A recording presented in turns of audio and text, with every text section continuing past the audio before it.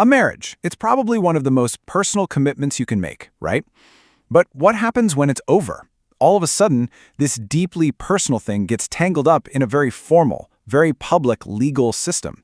So today, we're going to dig into why that is and, how it all actually works. And that really gets you thinking, doesn't it? If a marriage is so personal, why does the law have to get involved at all when it ends? And what does that process even look like? Well, that's what we're here to figure out. Let's break it down. Okay, so first things first. Why does the law even get involved? Well, it's because when forever ends, it's not just an emotional thing. It has huge, legally binding consequences. The stakes for everyone involved are just really, really high. Think about it. Ending a marriage is way more than just changing your relationship status on social media. It kicks off a whole legal process to figure out what happens to everything you've built together. We're talking your home, your savings, all your assets.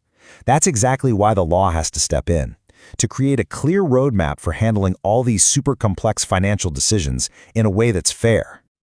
All right, so how does the law actually do this? The easiest way to think about it is like a journey. There are two very different paths you can go down, but they both lead to the same final destination, the legal end of a marriage. And here they are, side by side. You've got what we might call the unchosen path, when a marriage ends because of a death. And then there's the chosen path, divorce. In places like South Africa, these are really the only two ways a legal marriage can officially come to an end. So let's start with that first route, the unchosen path. The death of a spouse is of course a tragic event, but legally speaking, it's also the most clear-cut way a marriage ends. It's pretty much an automatic process, something dictated by life itself.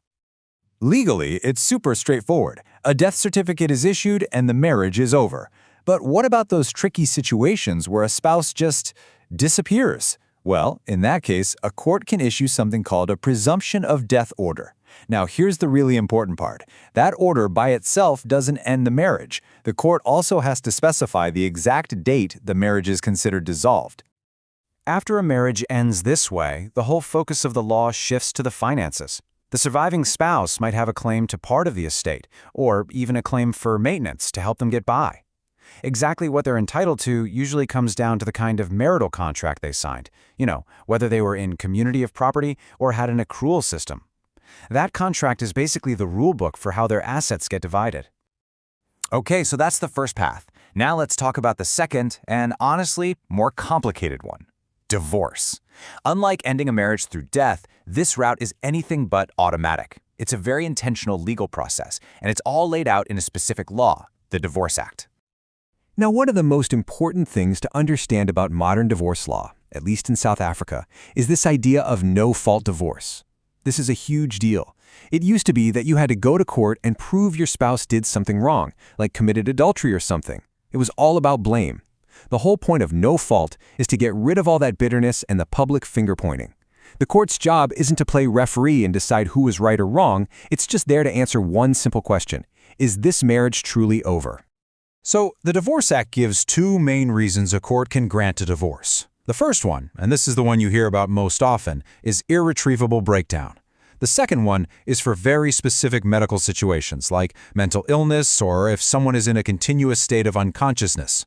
For our purposes, we're really going to focus on irretrievable breakdown because that's the heart of almost every divorce case. Right, irretrievable breakdown. It sounds serious, but what does it actually mean? How do you prove something like that to a judge? This is where the law gets really specific, and it's super interesting. Well, the law itself gives us the definition. It says a court can grant a divorce if the marriage has reached, and I'm quoting here, such a state of disintegration that there is no reasonable prospect of the restoration of a normal marriage relationship. It's a bit of a mouthful, but that last part, no reasonable prospect, that is everything. That's the key legal test. Okay, but that legal jargon is pretty abstract, right? How does a judge sitting in a courtroom take that phrase and apply it to the real, messy, complicated lives of two actual people? How do they make that incredibly difficult decision? Well, the answer actually comes from a really important court case called Schwartz versus Schwartz.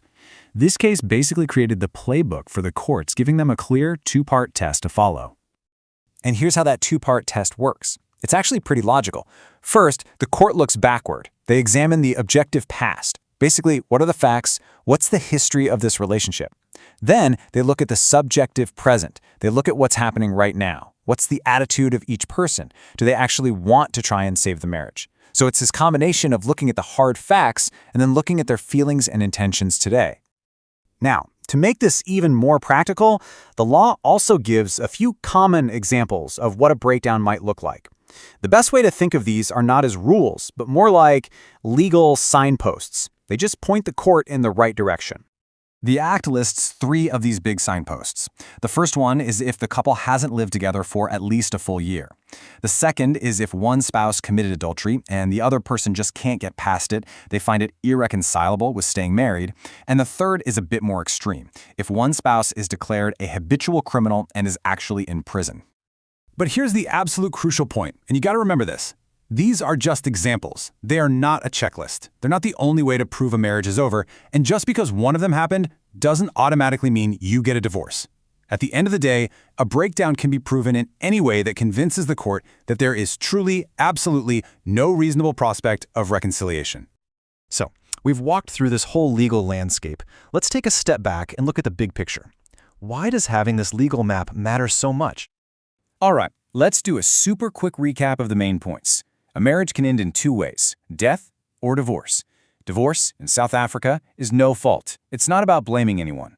The whole case hinges on one thing, irretrievable breakdown. And how do they figure that out?